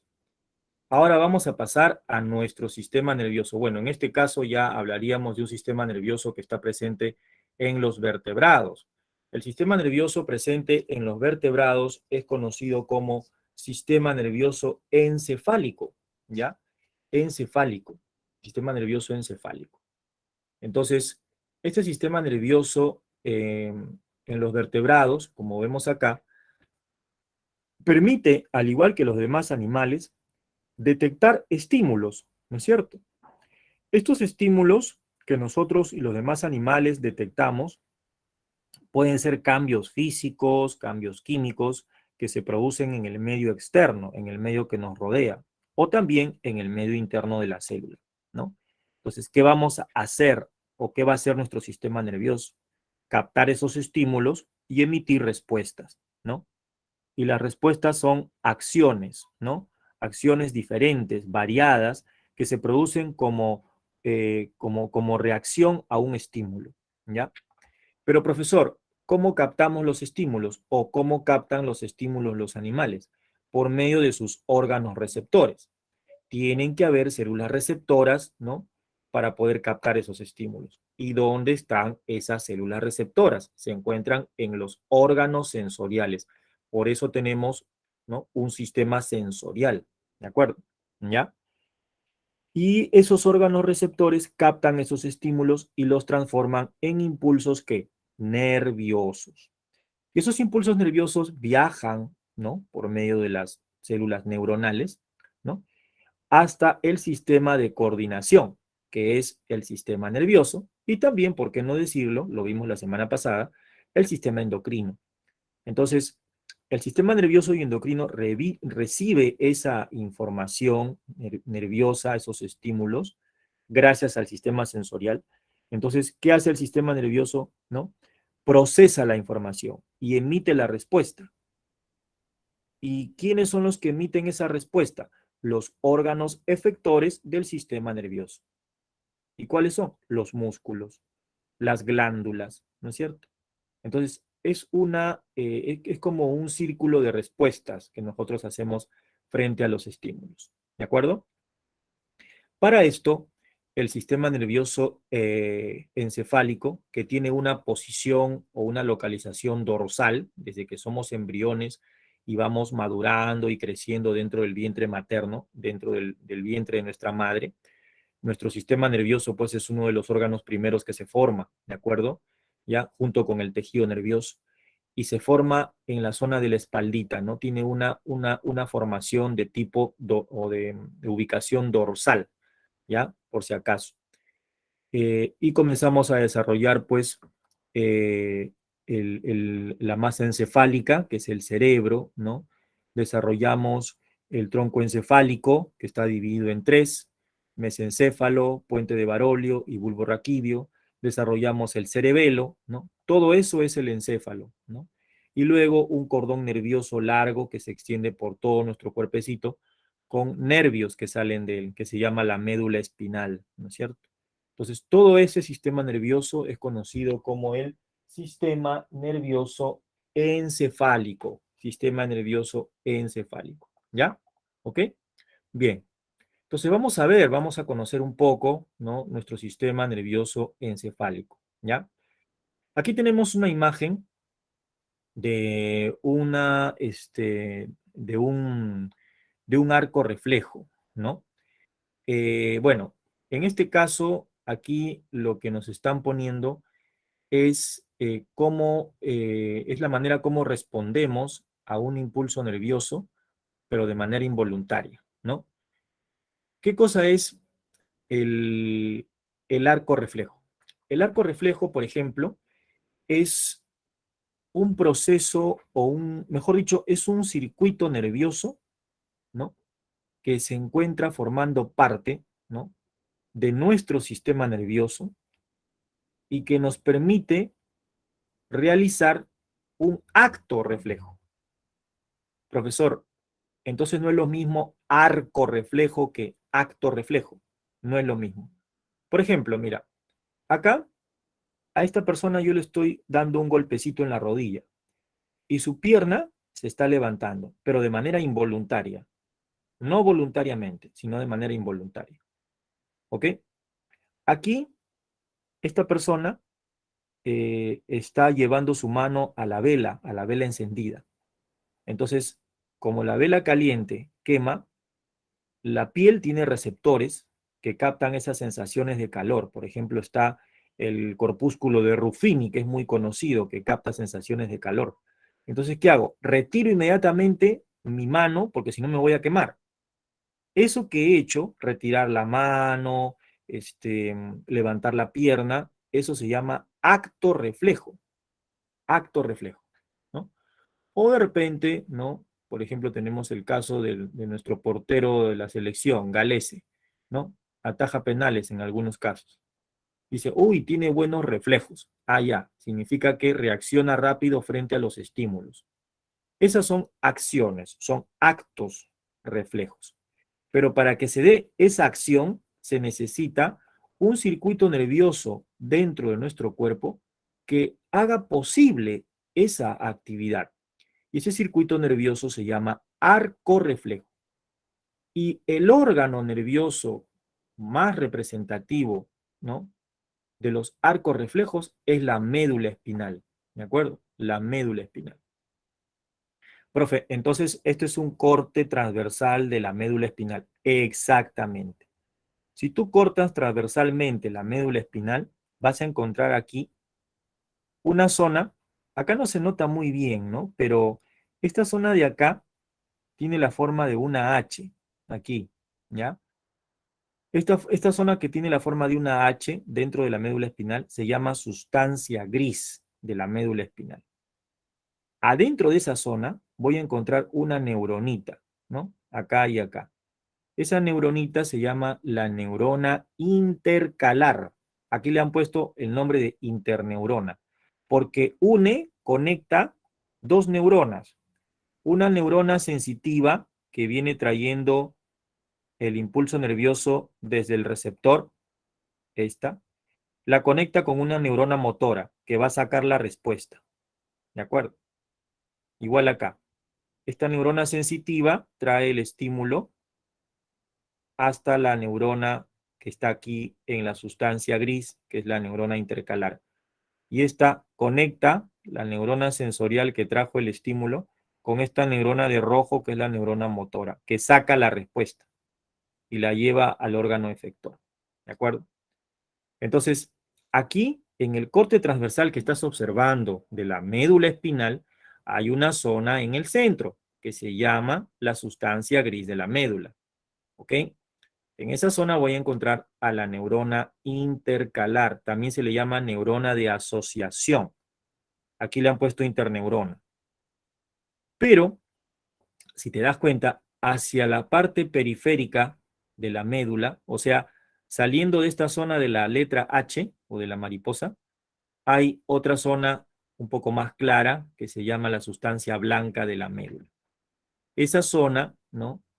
Se va a prolongar hacia estos nervios, ¿de acuerdo? Igual acá, se prolonga hacia estos nervios.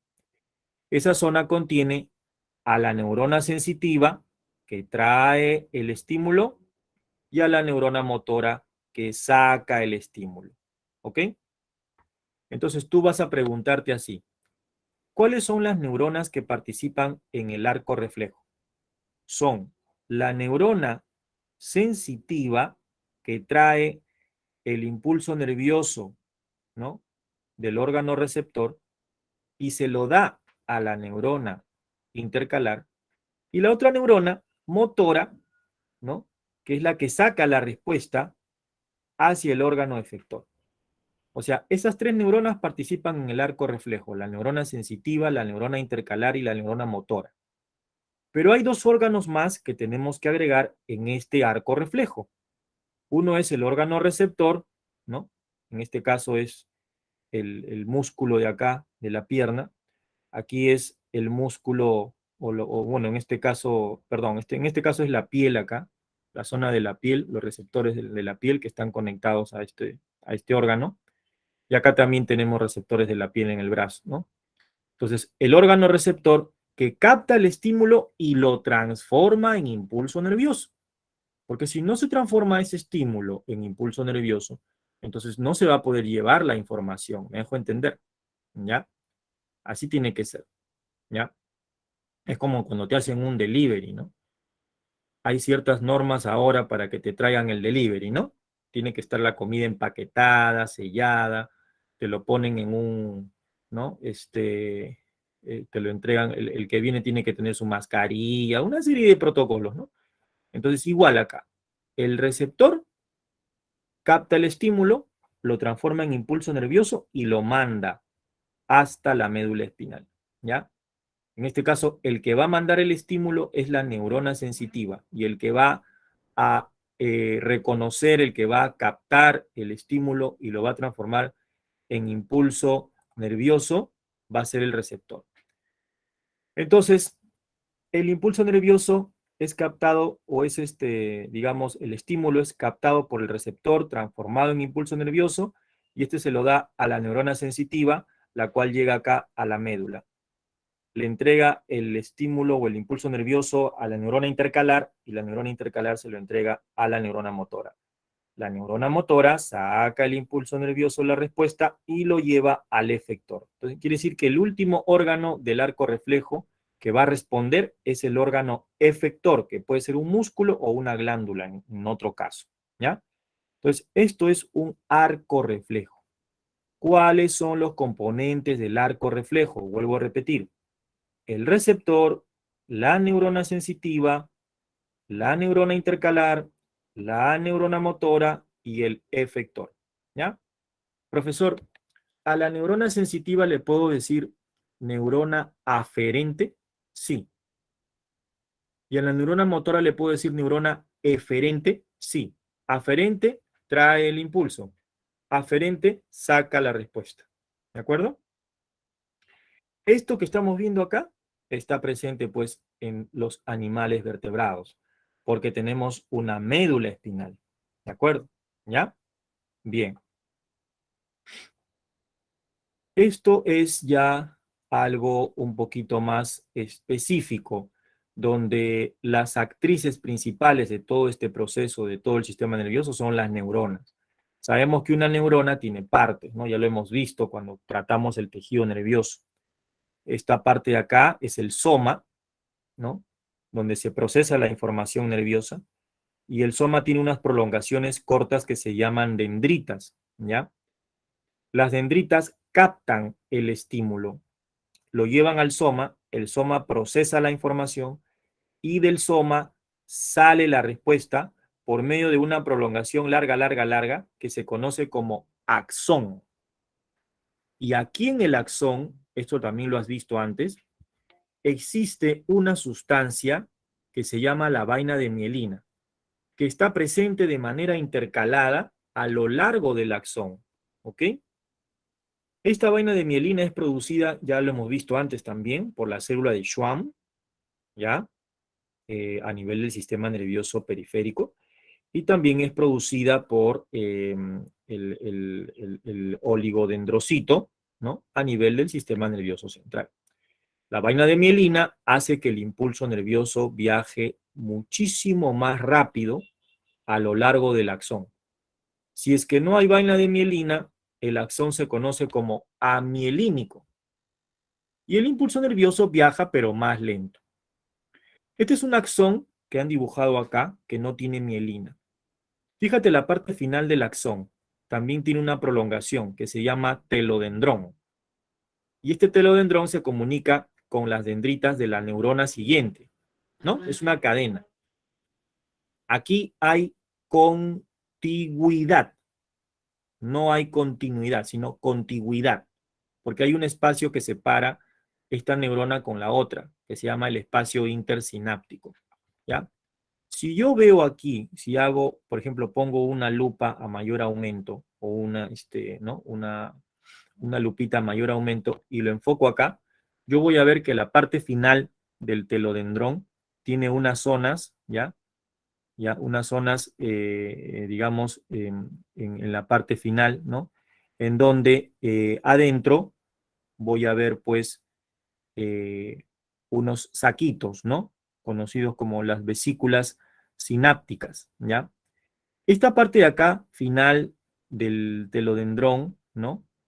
Constituye lo que es la membrana presináptica, ¿ya? Esto pertenece a la neurona primera de acá, la parte final. Y la membrana que tiene la otra neurona de la dendrita, que recoge el estímulo, que recepciona el estímulo, es considerada como la membrana postsináptica.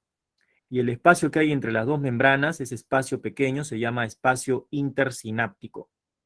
Entonces, en una sinapsis nerviosa voy a encontrar la membrana presináptica, que pertenece a la neurona 1, la membrana postsináptica, que pertenece a la neurona 2, y el espacio intersináptico que está entre las dos neuronas.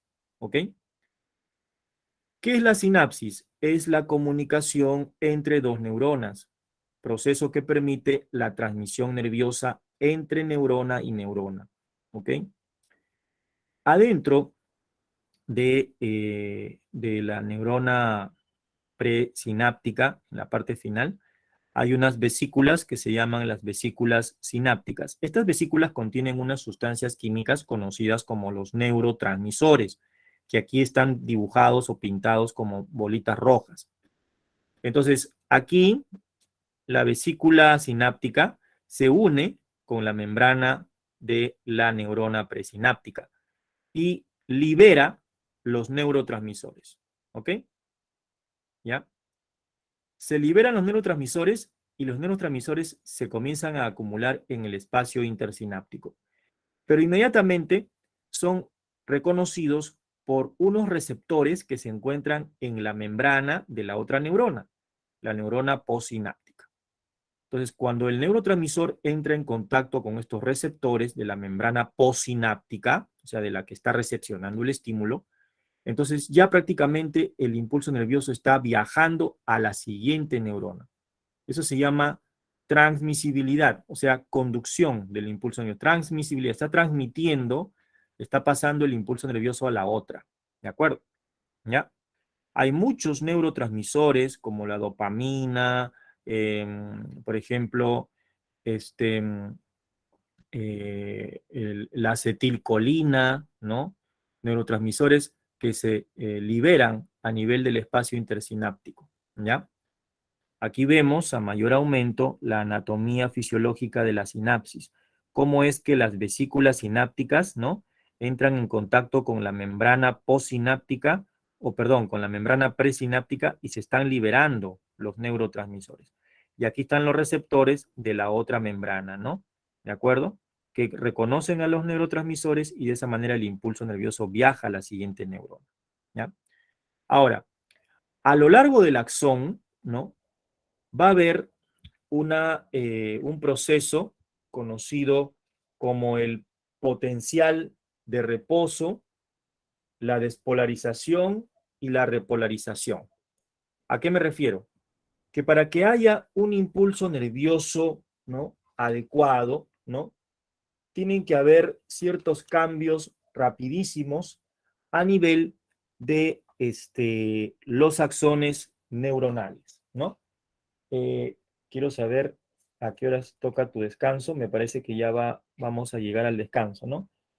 Ya, antes de pasar al descanso, rapidito. Este rectangulito que ves acá simboliza una parte del axón. Las cargas positivas que están afuera, ¿no? simbolizan a la gran cantidad de iones de sodio que hay. Y las cargas negativas adentro simbolizan, ¿no? que hay una mayor cantidad de moléculas con carga negativa dentro del axón. Por ejemplo, proteínas con carga negativa. En un estado llamado estado o potencial de reposo, las cargas positivas y negativas se ven así, como se muestra en la figura. ¿De acuerdo? ¿Ya? Se ven así. Esto significa que se mantiene este potencial de reposo con los iones de sodio afuera y los iones de potasio adentro. ¿Ya? Significa que la fibra está polarizada. ¿Ya? Cuando pasa el impulso nervioso, ¿no? Que está simbolizado con esta manchita de color naranja, entonces las cargas se invierten, ¿no? ¿Qué significa esto? Que al invertirse las cargas, se va a despolarizar la membrana del axón. De lo que estaba en reposo se va a despolarizar. Profesor, ¿qué sucede acá en la despolarización? Al estimular la membrana del axón, esta se torna muy permeable al ion sodio. Entonces, el ion sodio que estaba afuera, ¿no? En gran cantidad, va a ingresar. El ion sodio ingresa al interior. Y esto hace que el interior se cargue, ¿no? ¿Qué Positivamente. tiene en su mano? A ver. Entonces, 10:05 regresa. Ok. ¿Y cómo si se cayó?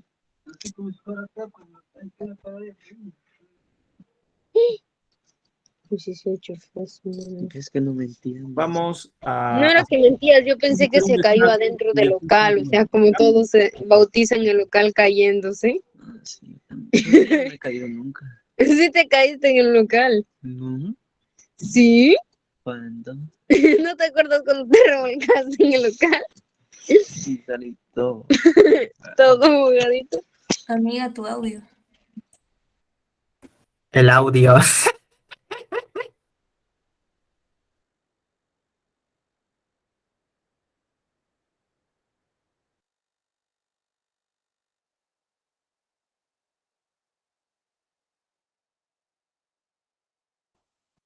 Vamos a continuar después del receso, ¿ok? Listo.